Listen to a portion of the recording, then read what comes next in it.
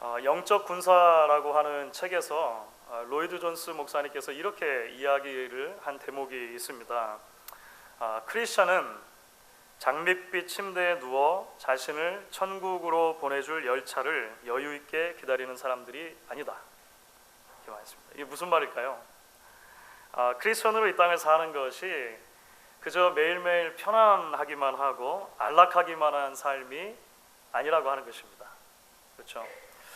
이미 받아놓은 천국행 티켓이 있으니까 우리의 삶 가운데는 이제 문제없는 삶, problem free, trouble free의 삶이다 라고 성경은 한 번도 우리에게 약속해주지 않는다라고 하는 것이죠. 여러분, 오히려 크리스찬의 삶은 영적인 군사의 삶이다라고 성경 이야기를 합니다. 그래서 우리의 삶의 현장은 날마다 영적인 전투를 치러야 하는 전선과도 같다라고 하는 것이 사실은 성경의 선언이라고 하는 것이죠. 물론 이 싸움은 사람과의 싸움이 아닙니다. 공중 권세 잡은 마귀와의 싸움이고 악한 영들과의 싸움이다라고 성경이 우리에게 분명히 이야기를 해 주었습니다. 그러니까 옛 사람의 삶의 방식이 아니라 새 사람의 삶의 방식을 따라 살기 위해서 싸우는 삶이라고 하는 것이죠. 썩어질 세상의 가치가 아니라 썩지 않을 영원한 하나님 나라의 가치를 붙들고 살기 위해서 싸우는 것입니다. 그런 영적인 전투의 삶으로 우리는 매일매일 하나님이 불러주셨다라고 하는 거예요. 그래서 우리가 이 싸움을 잘 하려면 하나님이 주시는 전신 갑주가 필요하다, 이런 이야기를 계속 나누고 있습니다. 왜냐하면 우리를 향한 사탄의 공격이 집요하고 때로는 치명적인 것이기 때문에 그렇습니다. 그래서 머리부터 발끝까지 우리를 그런 사탄의 공격으로부터 보호해줄 하나님이 주시는 영적인 갑옷, 것이 필요하다라고 하는 것이죠. 그래서 우리가 특별히 6월 들어서부터 이제 에베소서 6장을 중심으로 해서 하나님이 우리에게 원하시는 성령의 전신 갑주가 무엇인가를 항목마다 하나씩 그렇게 살펴보고 있습니다. 이제 바울이 진리의 허리띠, 의의 호심경 지나서 오늘은 신발에 대한 이야기를 합니다. 그래서 오늘은 우리가 전장터에서 반드시 신어야 할 그런 튼튼한 신, 그것이 무엇인가에 대해서 같이 이야기를 해보면서 하나님께서 주시는 은혜를 나누려고 합니다. 여러분, 사실 로마 병사를 늘 이제 머리에 좀 그려보시면 좋겠다 말씀을 드렸는데요. 로마 병사들의 경우에 아주 특별한 군화를 신었습니다. 이것을 칼리가라고 라틴어로 불렀습니다. 칼리가라고 하는 군화는 사실은 샌들의 한 종류입니다. 여러분은 얼른 생각할 때 군화라고 하는 것하고 샌들이 별로 잘 매치가 안 되시죠.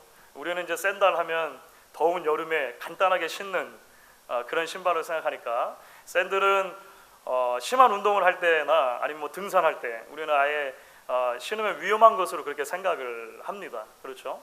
그래서 군화가 샌들로 되어 있다라고 하는 게 우리가 얼른 매치가 안 될지 모르겠어요. 그런데 사실 이 로마 군사가 신었던 칼리가라고 하는 샌들은 아주 특별하게 제작된 신발이다라고 보시면 됩니다. 무엇보다도 이렇게 생겼습니다. 기본적으로 이렇게 생겼습니다. 이게 이제 아주 가깝게 복원을 해놓은 것인데요. 바닥이 아주 두꺼운 가죽으로 되어 있습니다. 그러니까 일반 그 당시 사람들이 신었던 샌들 신발보다 훨씬 더 두꺼운 가죽으로 바닥을 댔고 튼튼한 가죽끈으로 발에다가 동여 맸습니다. 발목과 조금 더 높게는 이제 정강이 중간 정도까지도 보호할 수 있도록 그렇게 가죽끈을 튼튼하게 메었던 것이죠. 그리고 여러분 보시면 사실은 발바닥에는 징이 박혀 있습니다. 쇠나 동으로 된 아주 단단한 징들을 바닥에 박아 두었습니다. 이게 로마 병사들이 신었던 칼리가의 아주 중요한 특징입니다. 다른 사진을 보시면 그래서 이렇게 여러분들 그 축구화, 그죠? 축구화나 아니면은 육상 선수들이 신는 그 스파이크 신발 있지 않습니까? 얼른 떠오르시면 됩니다. 그래서 튼튼한 가죽으로 바닥을 대고 가죽끈으로 묶고 또 발바닥에는 저런 징이 박혀 있는 신발, 이것이 바로 로마 군사가 당시에 신었던 특수한 군화 칼리가라고 하는 것을 기억을 하시면 좋을 것 같아요. 그래서 사실 이제 이 특수하게 제작된 군화가 이제 로마 군사들의 다른 여러 갑옷의 부분들 또 무기들과 더불어서 당시로서는 그 세상에서도 어떤 군대보다도 강력한 군대로 이제 로마 군대를 만들어 주는데 혁혁한 그 역할을 했습니다. 크게는 이 칼리가라고 하는 신발의 장점을 세 가지 정도로 요약을 할 수가 있습니다. 하나는 무엇이냐면 기동력입니다. 기동력. 그러니까 이 신발 때문에 로마의 군대는 당시에 있었던 그 어느 나라의 군대보다도 훨씬 더 빨리, 훨씬 더 먼 거리를 효과적으로 이동해 갈 수 있었습니다. 기동력입니다. 모빌리티 굉장히 중요하죠. 그 군대를 다녀오신 분들, 특별히 이제 그 행군을 해보신 분들이라면 군화가 얼마나 중요한지 아실 것입니다. 군화가 불편해가지고 만약에 발바닥에 물집이라도 잡히면 이 기동력에 대단한 손상을 입게 됩니다. 그렇죠. 그런데 이 칼리가라고 하는 신발은 바닥을 두텁게 댔을 뿐만 아니라 추위와 더위를 모두 다 견딜 수 있었고, 그래서 이제 로마 군대로 하여금 먼 거리까지 쉽게 이동해 갈 수 있도록 그런 기동력을 줬다라고 하는 것이죠. 또 하나 이 신발의 특징은 뭐냐면요, 병사들의 발을 여러 위험 요소로부터 보호해준 역할을 당연히 했습니다. 특별히 당시의 전쟁터에서 자주 사용되던 대인 덫이 있습니다. 덫. 이게 뭐냐면은요, 나무를 날카롭게 뾰족하게 깎아가지고 땅바닥에다가 촘촘하게 숨겨놓는 거예요. 왜 그런지 이유는 여러분 금방 아시겠죠. 당시의 신발이 사실 변변치가 않으니까, 그래서 흙과 나뭇잎으로 덮어놓아서 잘 보이지가 않습니다. 당시에 수많은 병사들은 전쟁을 치르다가 그 덫에 발바닥을 다쳤습니다. 발바닥에 깊은 상처를 입으면 말씀드렸던 것처럼 일단 기동력에 큰 타격을 입게 되겠죠. 그리고 출혈이 많아지게 되면 전쟁을 더 이상 수행할 수 없을 정도로 이제 그 큰 타격을 입게 되는 거예요. 칼리가라고 하는 신발은 바닥에 두터워서 어디를 가든지 이 간단한 덫으로부터는 대부분의 병사들을 보호해 주었습니다. 아주 중요한 것이었죠. 또 하나의 역할이 있습니다. 그것은 실제로 접전할 때, 백병전에 붙었을 때 병사가 미끄러지지 않도록 발을 지탱해 주는 역할을 이 군화가 했습니다. 아까 보신 것처럼 그 찡이 밑에 박혀 있어서 그랬어요. 사실 당시에는 산악이나 진창에서 전투를 하는 경우가 굉장히 많았습니다. 그런데 그런 산악이나 진창에서 전투를 할 때 사실 발이 미끌해가지고 휘청하거나 넘어지는 것은 대단히 치명적입니다. 넘어지는 것 자체가 문제라기보다는 내가 넘어졌을 때 그 다음 적의 공격에 쉽게 노출되기 때문에 그렇겠죠. 그런데 이 신발, 이 특별히 제작된 신발은 그런 산악이나 진창에서도 로마 병사로 하여금 미끄러지지 않도록, 휘청거려서 넘어지지 않도록, 그죠? 발을 꽉 잡아주는 거예요. 발바닥을 이제 땅에다가 깊이 박고 이제 전쟁을 치를 수 있도록 해 주었고, 그 다음에 당시에 아주 유용하게 사용됐던 열을 쭉 늘여서 가지고 이제 적군을 밀어붙이는 전술이 있었습니다. 다음 주에 좀 더 자세히 살펴볼 건데요. 밀어붙이는 전술에 있어서도 이 신발이 아주 유용했습니다. 왜냐하면 발을 지탱해 줘야 하기 때문에 그랬다라고 하는 것이죠. 그렇습니다, 여러분. 성도들이 믿음의 싸움을 싸우는 데 있어서도 여러분 튼튼한 영적인 군화가 필요합니다.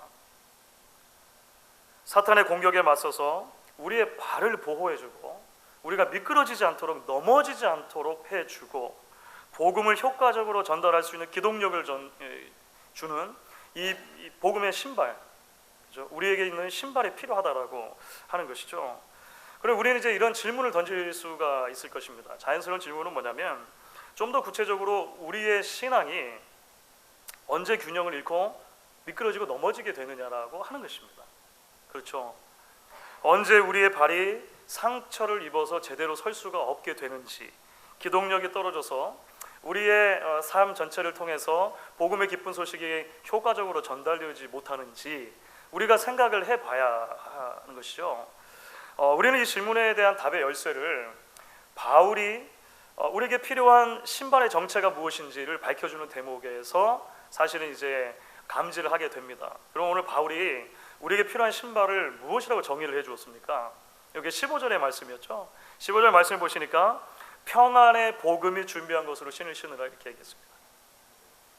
평안의 복음, 평화의 복음, Gospel of Peace, 이것이 바로 우리가 신어야 하는 신발의 정체입니다 라고 바울은 이야기를 한 거예요. 그렇죠? 평안의 복음을 신어야 된다 이렇게 이야기를 했습니다.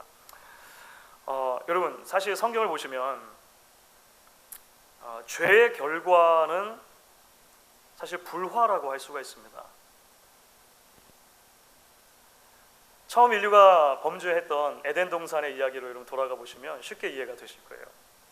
아담과 하와가 죄를 범한 뒤에 가장 먼저 한 일은 무엇이었냐면 하나님의 얼굴을 피해 도망간 것이었습니다. 그렇죠? 숨었습니다. 하나님과의 관계 가운데 불화가 생긴 것이죠. 하나님과의 관계의 평화가 무너진 것입니다. 뿐만이 아니죠. 또한 그들은 자신의 모습이 부끄러웠다고 성경에 기록을 합니다. 자신의 모습이 지금까지는 괜찮았는데 너무나 부끄러워서 나뭇잎을 가져다가 이제 몸을 가렸다라고 하는 거예요. 자기 자신과 불화가 생긴 것입니다. 여기서 멈추지 않죠. 아담은 하나님이 주신 배필 하와잖아요. 내 뼈 중에 뼈, 살 중에 살 이렇게 이야기했는데 하와를 원망하고 선악과를 따먹게 한 원흉이다 라고 하와에게 블레임하는 모습을 여러분 우리가 창세기 3장에서 보게 됩니다. 사람과 사람 사이가 불화하게 된 것입니다. 그러니까 죄의 영향력은 무엇이냐면 하나님과 사람 사이에 사람이 자기 내면과 그리고 사람과 사람 사이에 불화하게 한 것이라는 것을 우리가 성경을 통해 끊임없이 읽게 되는 것이죠. 그래서 복음의 핵심은 평화입니다. 복음의 핵심이 화평인 이유가 거기에 있다라고 하는 거예요. 하나님께서 죄인들을 향해서 손을 내밀어 주시고 구원의 방편을 허락해 주셔서 다시 평화를 회복해 주셨다라고 하는 것이 복음의 가장 중요한 핵심 가운데 하나가 되는 것입니다. 그렇다면 우리가 복음의 능력을 잃고 쉽게 미끄러지고 넘어지는 무력한 신앙으로 만들기 위해서 사탄이 공격해 들어올 수 있는 가장 쉬운 자리가 어딜까요? 논리적으로 연결이 되십니까? 사탄이 우리의 발을 미끄러지게 만드는, 우리로 하여금 이 복음의 능력을 경험하지 못하도록 만드는 가장 쉬운 공격 포인트, 발 어디냐고 하는 것이죠. 하나님께서 복음 안에서 우리에게 선물해 주신 이 평화를 온전히 누리지 못하게 만드는 거예요. 우리의 삶 가운데 평화가 깨어지도록 만드는 것, 우리 삶 속에서 평화를 뺏어가는 것, 그것이 바로 사탄이 공격해 들어오는 굉장히 중요한 지점이라고 하는 것입니다. 여러분 좀 더 구체적으로 이걸 설명해 볼까요? 때로 사탄은요 우리 마음 속에 평화를 뺏어갑니다. 물론 염려와 근심, 걱정이 생길 때 우리는 마음의 평화를 뺏기기도 하죠. 하지만 조금 더 교묘한 사탄의 전략이 있습니다. 그것은 뭐냐면 나로 하여금 나 자신과 불화하게 만드는 것입니다. 내가 내 자신에 대해서 그릇된 생각을 하게 만드는 거예요. 저희 큰아들이 대학 간 지 얼마 안 됐을 때입니다. 전화를 하다가 저한테 이런 이야기를 한 적이 있었어요. 아빠, 제가 학교에서 가장 안 똑똑한 것 같아요.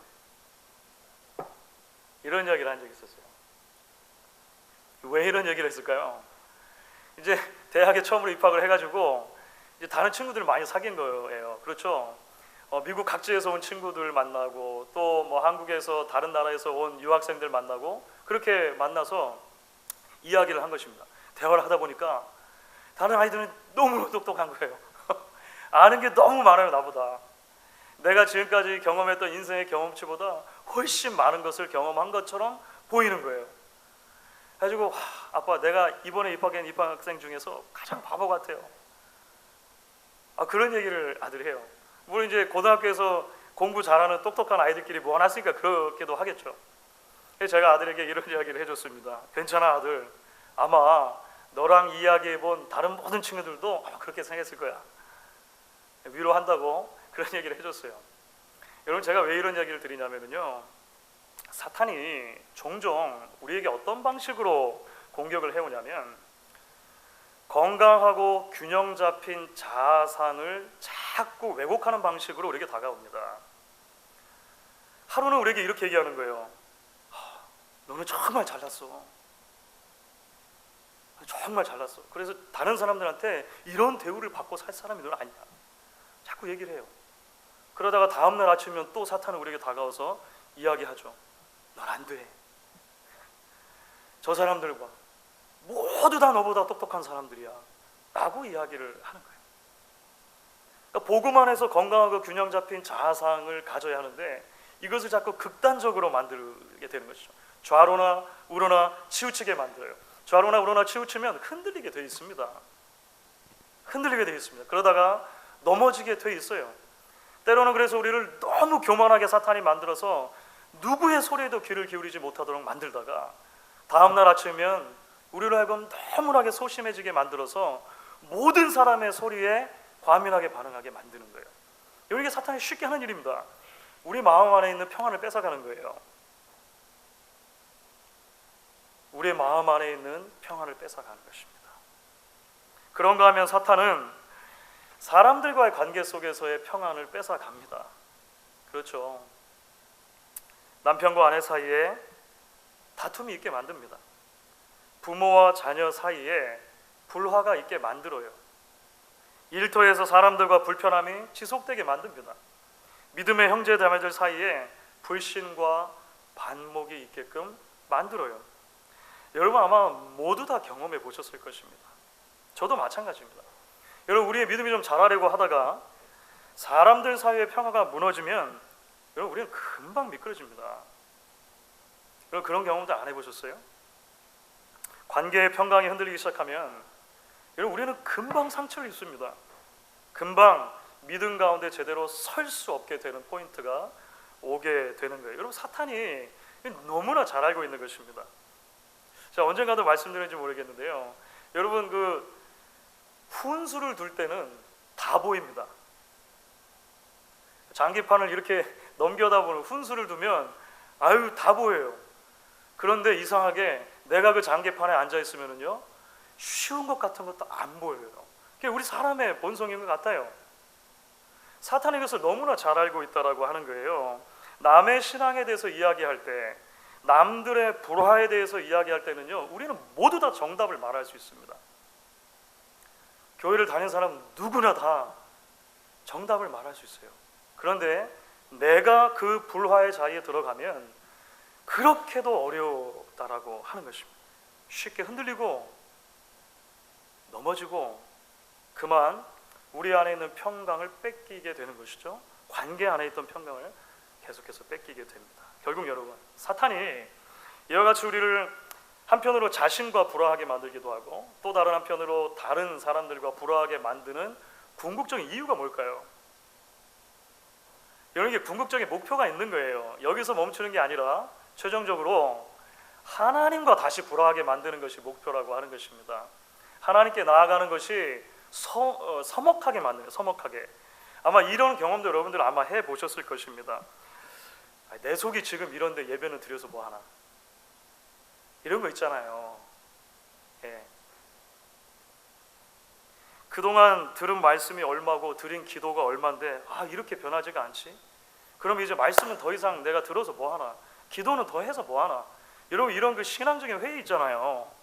하나님께 더 깊이 나아가지 못하도록 만드는 거예요. 하나님께 나아가는 것이 어색하도록 만드는 포인트, 여기 사탄의 대단히 집요한 전략입니다. 그렇죠. 결국 하나님과의 관계 가운데 평화가 온전히 유지되지 못하도록 만드는 것입니다. 주 안에서 사랑하는 여러분, 그래서 우리에게 군화가 필요한 거예요. 그렇죠. 사탄의 이러한 공격에 미끄러지지 않도록, 넘어지지 않도록 우리의 발을 견고히 붙들어줄 영적인 면에서의 칼리가 우리에게 다 필요하다라고 하는 것입니다. 그럼 그것의 정체가 무엇입니까? 바울이 뭐라고 얘기했죠? 평안의 복음이라는 것입니다. 평안의 복음으로 여러분 다시 신발을 신으십시오. 바울이 이렇게 얘기해요. 무슨 말입니까? 복음이 나에게 가져다준 그 평화가 얼마나 놀라운 것이었는지를 다시 생각하라는 것입니다. 이 평화는 다른 데서 찾아질 수 있는 게 아니에요. 그렇죠? 다른 데 가서 얻을 수 있는 게 아니에요. 복음을 다시 묵상하고 복음의 감격을 다시 회복할 때만 가능한 것입니다. 그 복음이 우리 안에 어떠한 놀라운 일을 일으켜 주셨는가 잊지 않고 설 때 하나님께서 우리에게 영적인 군화를 신겨주시는 것이다 이야기를 해요. 바울이 복음이 가져다준 그 평안을 이렇게 설명하는데 에베소서 2장입니다. 에베소서 좀 전으로 돌아가면 2장 말씀에서 이렇게 설명합니다. 저는 에베소서가 평화의 복음이라고 하는 복음의 성격을 아마 가장 잘 설명해 주는 성경의 책들 가운데 하나라고 생각합니다. 특별히 에베소서 2장은 이 부분을 너무나도 우리에게 잘 설명을 합니다. 에베소서 2장 12절부터 14절까지 말씀입니다. 여러분 같이 한번 읽어보시면 좋겠습니다. 같이 읽습니다. 그때 너희는 그리스도 밖에 있었고 이스라엘 나라 밖에 사람이라. 약속의 언약들에 대하여는 외인이요 세상에서 소망도 없고 하나님도 없는 자이더니 이제는 전에 멀리 있던 너희가 그리스도 예수 안에서 그리스도의 피로 가까워졌느니라. 그는 우리의 화평이신지라. 둘로 하나를 만드사 원수된 것 곧 중간에 막힌 담을 자기 육체로 허시고. 화평의 복음을 바울은 이렇게 설명을 합니다. 제가 오래전에 한번 소개를 해드린 적이 있었던 것 같아요. 여러분 남서태평양의 뉴기니에 사위족이라고 하는 그 식인 부족이 있는 거 혹시 들어보셨습니까? 사위족이라고 하는 식인 부족은 대단히 호전적인 부족이었습니다. 그래서 이웃 부족들과 늘상 전쟁을 하고 사람들의 머리를 잘라오고 그 머리를 잘라서 베고 자기도 하고 자랑하고 또 식인을 하기도 하고 이런 족속이에요. 문화인류 학자이자 그 선교사인 반 리처드슨 하고 그리고 그 아내 캐롤이라고 하는 분이 이제 이 사위 족속에게 복음을 전하기 위해서 선교사로 들어갔습니다. 그런데 성경 이야기를 하면 듣질 않는 거예요. 너무나 복음 전하기 힘든 거예요. 물론 이제 와이프 캐롤이 그 간호사였기 때문에 사람들의 병을 고쳐주고 해서 이 사람들이 유익을 얻기 때문에 계속 그들 안에 있게는 해주었습니다. 그런데 이제 선교사님 부부니까 복음을 전하려고만 하면 귀를 닫는 거예요. 예수님 이야기를 하면 자꾸 하품하고 졸아요. 그러다가 눈이 번쩍 떠지는 대목이 있는데 가룟유다 얘기 하면 또 눈이 번쩍 떠져요. 왜 그럴까요?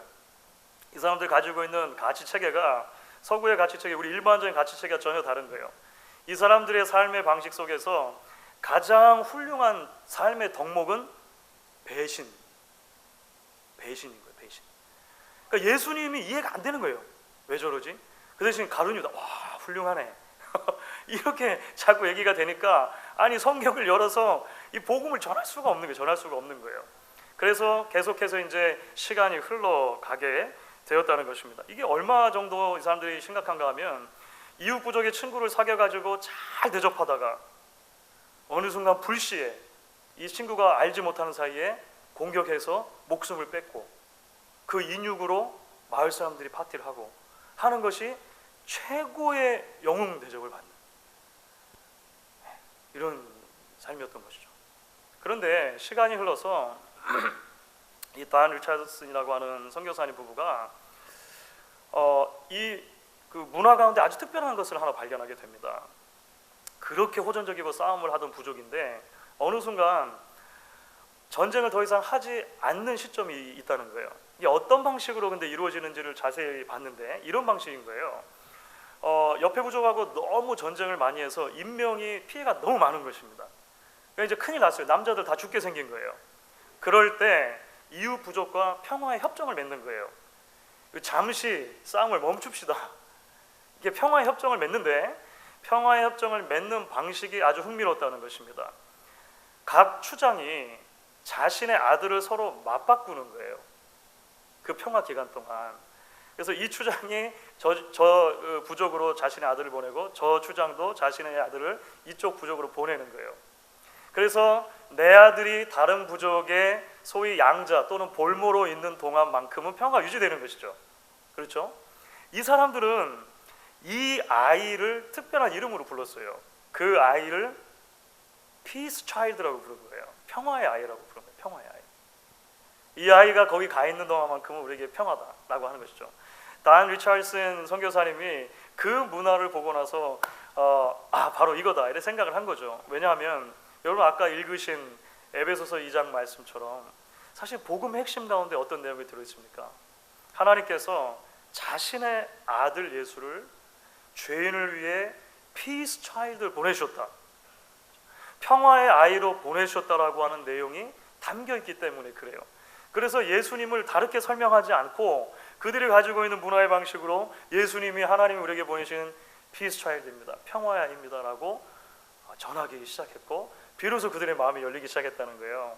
그리고 그들이 복음을 듣게 됩니다. 지금도 여러분 유튜브나 인터넷 찾아보시면 그 사회부족에게 대한 그 전도했던 그 이야기들이 여러분 남아있고 읽으실 수 있습니다. 벌써 꽤 오래됐지만 이후에 책으로 그래서 이 이야기가 발간이 됩니다. 제목은 그대로 Peace Child입니다.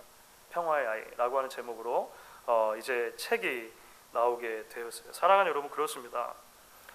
복음의 핵심은 평화 없이 살아가던 우리를 위해서 하나님께서 평화의 아이인 예수 그리스도를 보내주셨다는 거예요. 보내주셨다는 거예요. 하나님과 멀리 있던 우리, 이웃과 멀리 있던 우리, 내 자신과 멀리 있던 우리를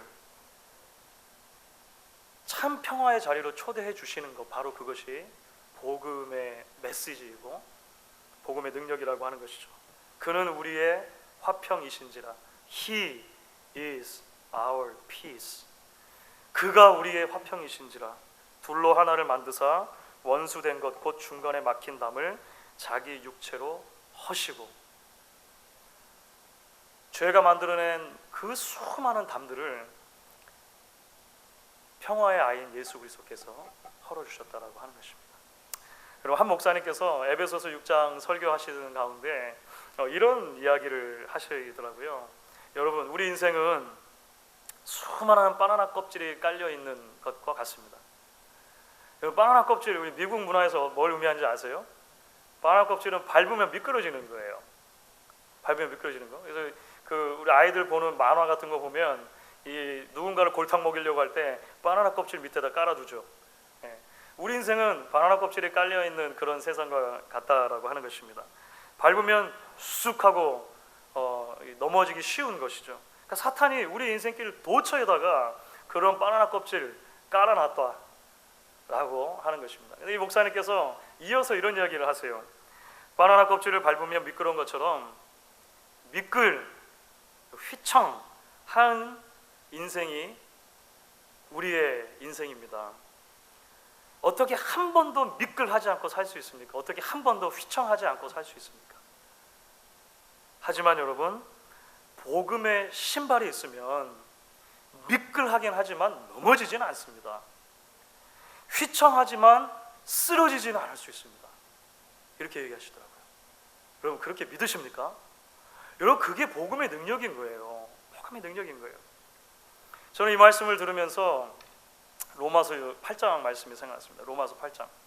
로마서 8장은 전체가 참 놀라운 바울의 고백인데 그 중에 몇 절을 제가 떼어서 한번 읽어보도록 하겠습니다.